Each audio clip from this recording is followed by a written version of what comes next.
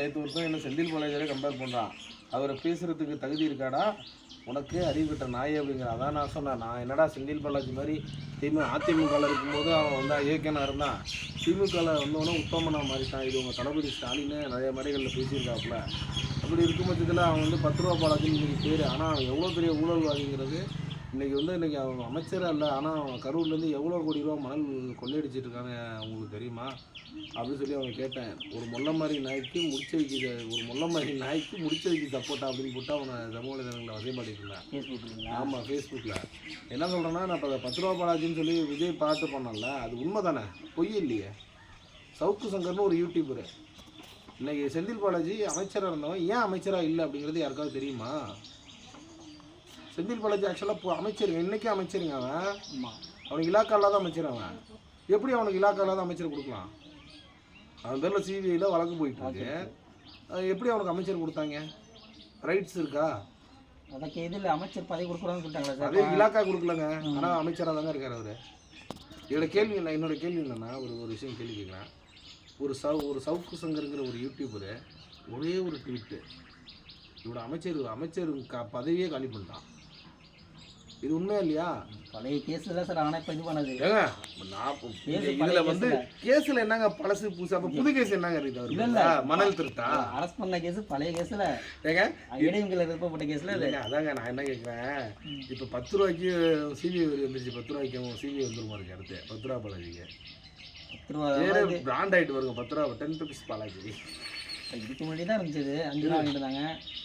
ஏங்க நீங்கள் என்னங்க, நீங்கள் எல்லாத்துக்கும் மறுபடி அப்போனா பழசு புதுசு இன்னும் இருக்கும். அப்போ அடுத்தடுத்த நீங்கள் திமுக கொய்யால நல்லா எடுத்துக்கிட்டு பாருங்க நம்மளுக்கு. பரவாயில்லங்க, இல்லை நம்மளுக்கு தெரியாத விஷயம்லாம் சொல்லி கொடுக்குறாங்க. தான் இருந்துச்சு. அதாவது நான் என்ன சொல்கிறேன், அதுதாங்க சொல்கிறேன். இப்போ அதிமுகவில் இருக்கும்போது இங்கே ஒரு அமைச்சர் இருந்தார், கரூரில் இங்கே ஒரு அமைச்சர் இருந்தார், மாவட்ட செயலாளர் இருந்தார். இது சசிகலாவுடைய இது பண்ணிவிட்டு ஏதோ ஒன்று சொன்னார், சசிகலா வீட்டு மருமவன் அத்தனை கோடி ரூபா சொத்தை எடுத்துகிட்டு அம்மா மக்கள் மன்றத்துக்கு போயிட்டு அப்படின்னு சொல்லி சொல்லிட்டு இருந்தாப்புல. அப்புறம் திடீர்னு பார்க்குறேன், இல்லை இப்போ இந்த கடந்த 30 விழாவா 30 விழா நடந்துச்சுல, அதில் வந்து என்னடான்னா சிறந்த செயல் வீரர்னா அது செந்தில் பாலாஜி தான் அப்படின்னு சொல்லி அதே வாய் தான், அதே நாக்கு தான், அதே கரூர் தான். ஆனால் இங்கே பேசுகிற ட்ரெண்டு மட்டும் வேறு. அதே கரூரில் வந்து அந்த அவர் செந்தில் பாலாஜிக்கு முன்னாடி ஒரு மாவட்ட செயலாளர் இருந்தாருங்க, அவர் நல்ல பேர், நல்ல வயசான ஆளுங்க கரூரில், நல்ல வயசான ஆள்.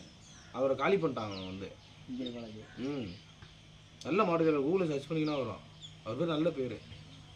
இவன் இல்லாதப்ப அதிமுகவில் இருக்கும்போது இவனையும் எம்ஆர் விஜயபாஸ்கரையும் எடுத்து ஃபைட் பண்ணி திமுகவில் அங்கே ஜெயிக்க முடியாது. அப்படி இருந்த இடத்துல நிறைய அவர் கொண்டு வந்தார் திமுக வளர்ச்சி எடுத்து. ஆனால் அவரை ஓரம் கட்டிட்டாங்க. அவனுக்கு செந்தில் பாலாஜி 10 ரூபா பாலாஜி வந்தோன்னா அவனை ஓரம் கட்டிட்டாங்க. இதுதான் திமுகவுடைய மனநிலை. நான் திமுகவில் ஒன்றிய கலைஞருக்கு பகுத்தறிவு பொறுப்பாளராக இருந்தேன் கடைசியாக. நல்லா தெரிஞ்சுங்க, எங்கள் அப்பா வந்து ஒன்றிய இணைச்சலில் இருந்தார். திமுகவில் எனக்கு பொறுப்பு கொடுக்குறாங்க. பொறுப்பு கொடுக்கும்போது தஞ்சாவூரில் உதயநிதி ஸ்டாலின் ரசிகர் மன்றம், அதாவது ரசிகர் மன்றம்னு சொல்கிறாங்க வாயால், ஆனால் இங்கிலீஷில் பார்த்தீங்கன்னாக்கா USWAன்னு ஒன்று அமைப்பு வச்சுருக்காங்க, உதயநிதி ஸ்டாலின் வெல்ஃபேர் அசோசியேஷன். இதுக்கு மீனிங் என்ன? தமிழில் சொன்னாக்கா உதயநிதி ஸ்டாலின் ரசிகர் மன்றம் சொல்கிறாங்க. வெல்ஃபேர் அசோசியேஷன்னா என்ன? வெல்ஃபேர்னா என்ன? அசோசியேஷன்னா என்ன? USWங்கிறது அமைப்பு. ஆமாம், USWங்கிற ஒரு அமைப்பு. இது எதுக்கு வைக்கிறாங்க, எதுக்கு கொண்டு வந்தாங்க கேட்டாங்க. அப்படியே உதயநிதி ஸ்டாலினை திரைப்படத்தில் நடிக்க விட்டாங்க. அவன் படம் எந்த படமுமே நல்லா இருக்காது, அவன் நடித்த படம். எனக்கு தெரிஞ்சு மாரி செல்வராஜ் எடுத்த மாமன்னனை தவிர பாக்கி எந்த படம் எடுத்தாலும் காதல் லோலாயி இப்படியே தான் இருந்துச்சு அவன் படம். எப்படி நிஜத்தில் இருக்கான பொறுக்கி போயலாம் அதே மாதிரி தான் அவன் திரைப்படத்துலேயே இருந்தான். காமெடியாக இருக்குமா சார்? காமெடி தான். அதில் பாருங்க, அதில் அது அன்சிகா போயிட்டு வர்ணிக்கிறது என்ன, இது பண்ணுறது என்ன, நயன்தாரா பண்ணுறது என்ன, பால்டாயில் குடிச்சது என்ன, எல்லாம் வரலாறு தானே. அப்புறம் நயன்தாராவுக்கு பால்டாயில் குடிச்சதெல்லாம் வரலாறு தானுங்களே. அதெல்லாம் இப்படி மாற்றி அமைக்க முடியுமா, மறைமுகப்படுத்த முடியுமா? என்ன நான் சொல்கிறது, திரைப்படத்தில் இதுதானா சார் இது? அது எவ்வளோ பண்ணிக்கலாம் திரைப்படத்துக்கு அப்பாற்பட்டு. இப்போ இன்னைக்கு திரைத்துறை யார் கையில் இருக்குது? திரைத்துறை யார் கையில் இருக்குது? இந்த பாலான்னு ஒரு பையன் விஜய் டிவிலேருந்து வந்தான் ஒரு பையன். அந்த பையன் படத்தை ஓட விடாத அளவுக்கு எவ்வளோ டார்ச்சர் பண்ணாங்க. யார் சார் பண்ணது? நீங்கள் ஆமாங்க, டிஎம்கே இன்ஃப்ளூயன்ஸ் இருக்காங்க. ரெட் ஜெயின் மூவிஸ் மீறி எதுவும் வெளில வரக்கூடாதுங்கிறாங்க. ஏன் உங்களுக்கு புரியுதா இல்லையா? இல்லை சார், எப்போ சேவை பண்ணுறது தானே இது பண்ணிட்டு இருக்காங்க படத்துக்கு. ஹலோ ஜி, உங்களுக்கு புரியுதா? எல்லாத்துலேயுமே திமுகவோட குறுக்கீடு இருக்குது தலைவராங்கிறேன்.